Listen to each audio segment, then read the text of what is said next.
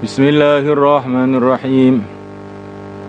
Wa an Anas bin Malik radhiyallahu ta'ala anhu qala Rasulullah sallallahu alaihi wa ala alihi wasallam man shalla lillahi arba'ina yawma, barang siapa yang sholat karena Allah 40 hari,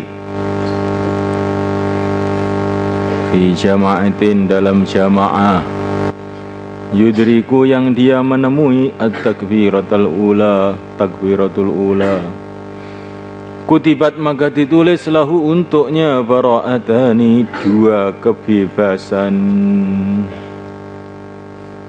bara'atun, 1 kebebasan, minan nari, dari neraka, wa bara'atun, dan kebebasan, minan nifaqi, dari kemunafikan. Allahu Akbar. Rawi Tirmidzi wa qala la a'lamu ahadan, aku tidak mengetahui seseorang, rafa'ahu, yang memarfu'kan hadis, ilama, kecuali hadis rawa yang telah meriwayatkannya Muslim bin Qutaibah an Tu'amah bin Amr. Qultu, mengatakan Muslim, wa Tu'amah wa baqiyatu rijalihi, dan seluruh rijalnya hadis thiqat adalah orang-orang thiqah. La a'lamu, aku tidak mengetahui fihim, di kalangan mereka, majruhan, orang yang dijarah, orang dicacat. Allah. Jadi barang siapa yang sholat berjamaah 40 hari menemui takbiratul ula, ditulis baginya bebas dari neraka dan bebas dari kemunafikan. Ini pelajaran yang penting sekali. Banyak ini pelajaran yang diambil dari hadis ini. Yang pertama kali ya pentingnya menjaga sholat jamaah. Yang kedua kali pentingnya menjaga takbiratul ula, takbiratul ihram. Yang ketiga menjaga keistiqomahan selama 40 hari. Jadi amal yang terus-menerus selama 40 hari itu akan ada satu kesan yang khusus, akan merubah hati, ya, dan akan mendatangkan ridho Allah yang khas untuk orang tadi. Tapi 40 hari dalam amal, ya. Bukan 40 hari ngitung tanggalan, bukan. 40 hari dalam amal sholat jamaah 5 waktu, tidak ketinggalan takbiratul ula.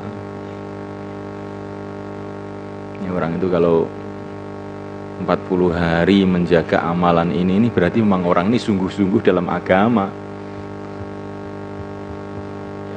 yang menunjukkan bahwa dia ini bukan orang munafik, orang mukmin. Makanya para ulama sangat mementingkan amalan 40 hari, dakwah 40 hari, i'tikaf 40 hari, puasa 40 hari. Karena 40 hari ini ada kesan yang khusus.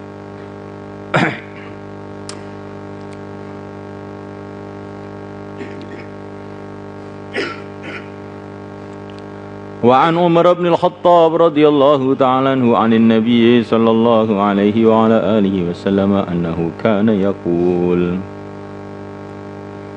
man shalla fi masjidin, barang siapa salat dalam masjid, jama'atan, secara berjamaah, arba'ina lailatan, dalam 40 malam, la tafutuhu, tidak melewatinya, ar-raka'atul ula, rakaat yang pertama, min sholatil isya, dari sholat isya, kata Allah, maka Allah menulis lahu untuknya, biha, dengan amalan tersebut, aitqan, pembebasan, minan nari, dari neraka.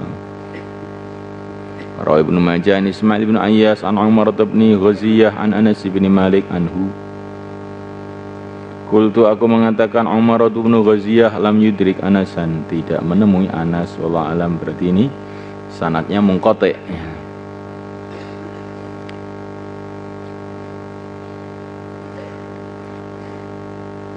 Yang sanadnya yang paling kuat yang pertama tadi itu. Tapi hadis ini menunjukkan ini tidak disyaratkan takbiratul ula tapi rakaat pertama. Dan dalam hadis ini yang disyaratkan rakaat pertama itu hanya sholat isya saja. Jadi ini lebih ringan, tapi ini hadisnya lemah. Yang hadisnya yang sahih yang pertama tadi itu. Wa an Ubay bin Ka'ab radhiyallahu ta'ala qala shalla bina, telah salat bina dengan kami, tapi kita tetap berharap gitu. Jadi kalau ada hadis-hadis mengenai fadilah kita berharap. Maknanya kalau umpamanya kita ini enggak bisa mendapatkan takbiratul ula, ya minimal rakaat pertama jangan sampai ketinggalan. Kalau kita ini tidak mampu untuk 5 waktu itu dapat rakaat pertama, ya minimalnya isya itu jangan sampai ketinggalan rakaat pertama. Alangkah beruntungnya santri-santri ya. Kalau kamu sungguh-sungguh bisa, bukan hanya 40 hari, mungkin bertahun-tahun kamu bisa menemukan takbiratul ula. Ini satu kesempatan betul-betul untuk kita ini menjaga diri kita. Karena kalau dikatakan orang itu akan dibebaskan dari neraka, itu maknanya bagaimana coba? Dibebaskan dari munafik maknanya bagaimana? Dia ya insya Allah tuh akan hidup dalam keadaan iman. Kalau dikatakan dibebaskan dari neraka maknanya bagaimana? Maknanya dia akan mati dalam keadaan iman juga. Jadi orang itu kalau betul-betul menjaga sholat 40 hari berjamaah tidak ketinggalan takbiratul ula itu, insya Allah itu dalam seluruh kehidupannya setelahnya itu dia ini akan terjaga. Kalaupun dia ini terjerumus dalam dosa, ya nanti oleh Allah akan dikasih taufik untuk bertaubat gitu. Maka penting kita ini menjaga. Jadi amalan itu, di antara pahalanya amalan itu kemudian menarik kepada amalan yang lain, menarik pada amalan yang lain, menarik pada amalan yang lain.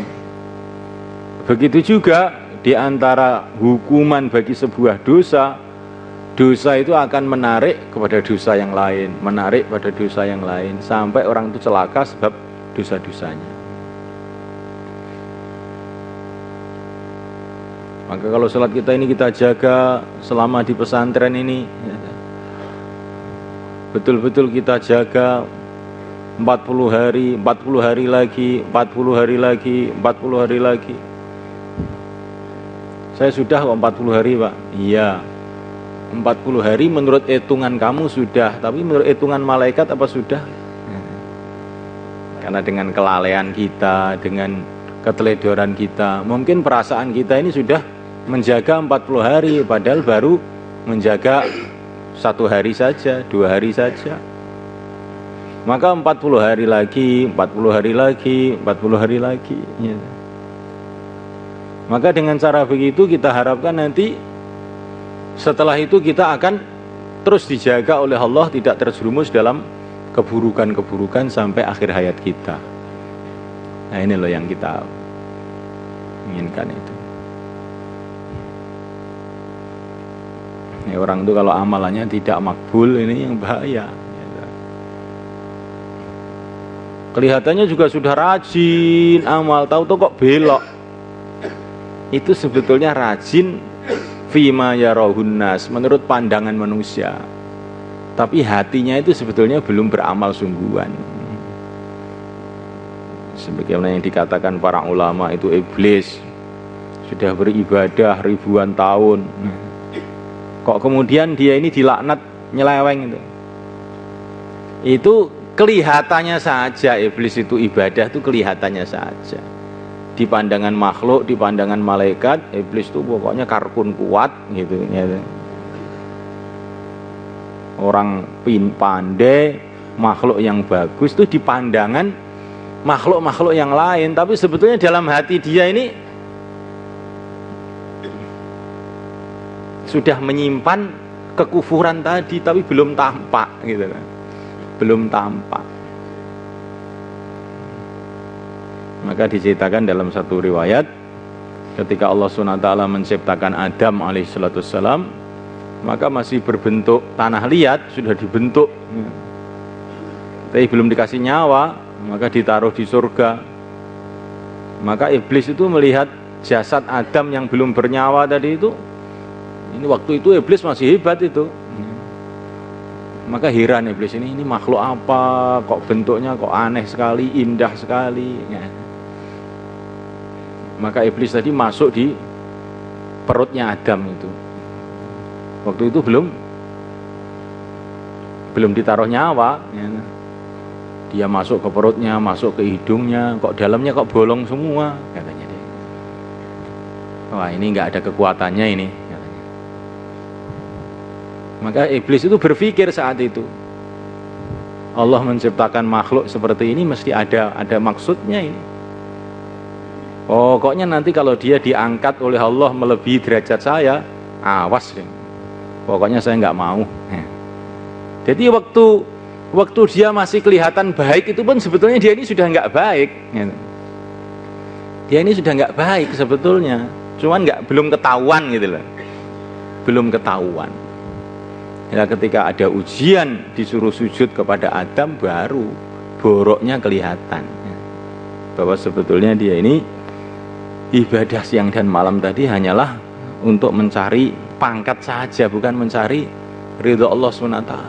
Belum ditampakkan oleh Allah. Setelah ada ujian baru tampak. Maka kita ini merenung, kita lihat hati kita sendiri. Nah, sebetulnya saya ini ibadah ngaji ini untuk apa tuh sebetulnya? Apa sudah betul-betul karena Allah? Apa sudah betul-betul untuk mendapatkan akhirat? Direnungi. Kalau tidak, bahaya ini. Nanti kalau dalam suasana lain bisa nyeleweng. Nah, di pondok memang diuber-uber, kalau nggak sholat diuber-uber ya semua tampak rajin semua. Coba nanti kalau di luar bagaimana? Kalau di bis bagaimana? Di kereta api bagaimana? Kalau di warung bagaimana? Kalau tidak ada orang bagaimana? Kalau di rumah bagaimana? Ya, maka mumpung ujian-ujian itu belum terjadi pada diri kita, maka kita ini harus senantiasa persiapan. Di antaranya adalah dengan menjaga sholat jamaah, jangan ketinggalan takbiratul ula. Ditambah lagi doa-doa, ya Allah jagalah aku sampai akhir hayatnya, jagalah imanku, jagalah amalku, jagalah diriku sampai akhir hayat sehingga dapat ridhomu. Nah, ini penting sekali. Wa an Ubay bin Ka'ab radhiyallahu ta'ala anhu qala shalla bina, telah salat dengan kami Rasulullah sallallahu alaihi wasallam yauman, pada suatu hari as-subha, salat subuh. Faqala, maka baginda mengatakan, asyahidun fulan, apakah fulan hadir? Diabsen oleh Nabi. Qalu, para sahabat mengatakan, lah, tidak. Qala, baginda mengatakan, asyahidun fulan, fulan hadir? Qalu, para sahabat mengatakan, lah, tidak. Qala, baginda mengatakan, inna hataini sholatain, sesungguhnya dua sholat ini, yaitu subuh dan isya maksudnya, asqalus sholawat, adalah sholat yang paling berat, alal munafiqin, atas orang-orang munafik.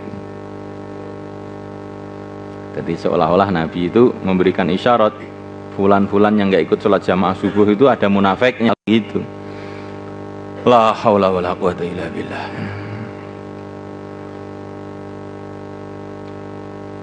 Walau ta'lamuna, seumpama kamu tahu, ma fihima, perkara yang ada dalam sholat subuh dan isya, pahala-pahala yang ada dalam sholat subuh dan isya, la ataitumuhuma, tentu kamu akan datang kepada sholat subuh dan isya secara berjamaah maksudnya. Jadi ata itu maksudnya ini berjamaah. La ataitumuhuma, tentu kamu akan mendatangi sholat subuh, sholat isya. Kok sholat kok didatangi? Maksudnya yang didatangi tempat sholat, maksudnya masjid gitu loh.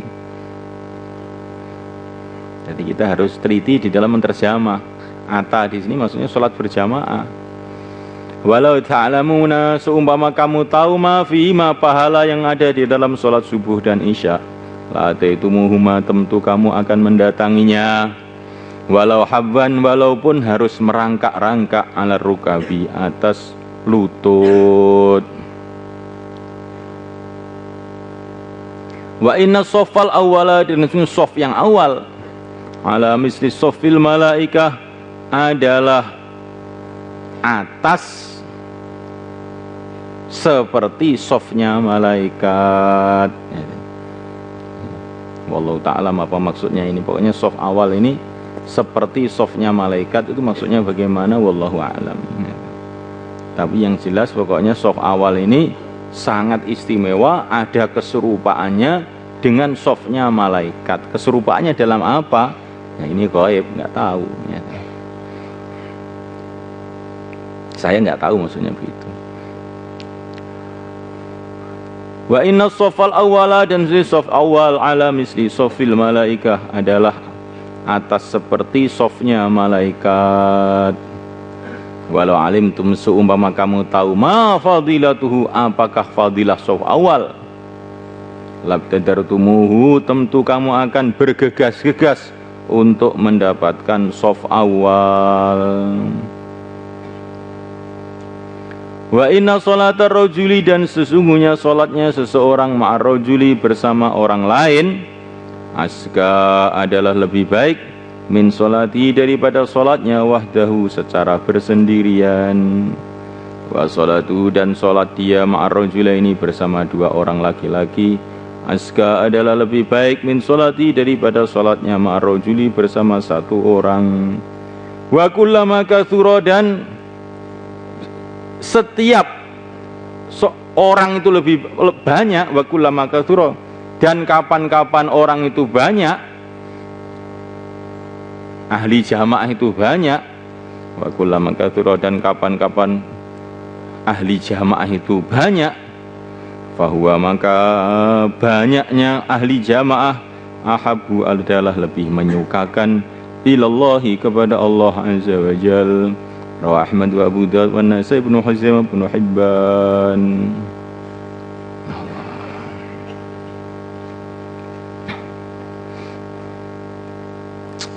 Subhanallah.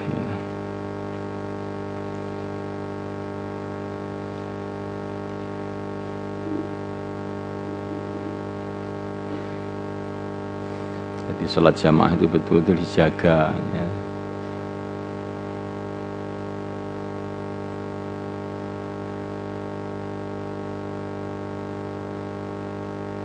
Kalau kita tahu kepentingannya, keagungannya, fadilahnya, maka insya Allah mudah untuk menjaganya. Orang itu tahu pentingnya dunia, maka bisa menjaga dunia, kan? Orang di kantor berpuluh-puluh tahun bisa istiqomah, karena apa? Ya. Tentara di itu pagi itu baris 1-2 bertahun-tahun begitu aja bisa istiqomah, karena apa? Ya, karena tahu dia ini kepentingannya. Nah begitu juga tanamkan kepentingan, keagungan agama, maka nanti akan mudah untuk istiqomah. Jadi selagi belum tertanam kepentingannya ini, ya nanti mudah aja meninggalkan itu, walaupun sudah rajin bertahun-tahun. Tapi kalau orang itu tidak tahu kepentingannya, nah sudah ditinggalkan, satu saat ditinggalkan. Maka bukan hanya amal agama, tapi harus memahami kepentingannya. Dan orang itu kalau istiqomah dalam satu amalan yang terus menerus, nanti satu saat itu pasti Allah akan kasih kefahaman-kefahaman, kasih pengalaman-pengalaman yang mengakibatkan dia ini faham bahwa ini penting. Ya.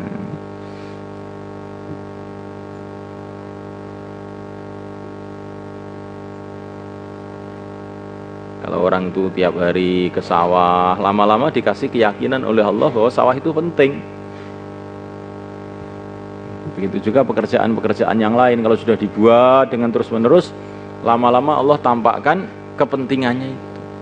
Begitu juga agama, kalau kita buat dengan terus istiqomah, nanti Allah SWT akan tampakkan kepentingannya itu.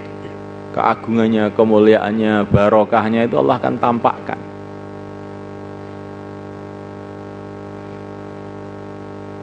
Saya hari ini kok sumpah aja, oh iya tadi saya ketinggalan sholat jamaah tadi, makanya sumpek terus hari ini saya.